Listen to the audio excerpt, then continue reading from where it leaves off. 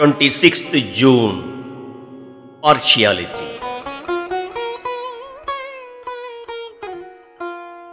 The balance weighs the same way to one and all. The law of nature is impartial in dealing out the fruits of action. There is fairness in the functioning of nature. There is no partiality in her. Defiance of her principles leads to misery and defeat.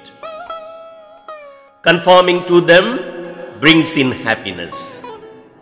It is a partiality if there be no punishment for transgression and no reward for righteousness. Absence of partiality is the grandeur in nature.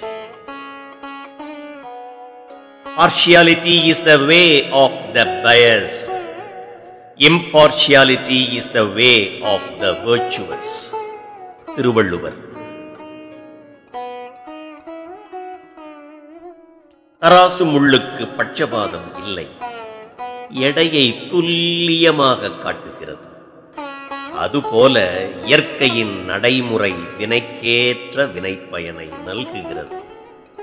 அங்கே பாரபட்சம் இல்லை. இயற்கை நியதியை மீறும் போது துன்பம், ஒத்துப்போகும் போது இன்பம் நிகழ்கிறது. தவறுக்கு தண்டனையும் நேர்மைக்கு வெகுமதியும் கிடைக்காவிடில் அது பட்சபாதம் ஆகிறது.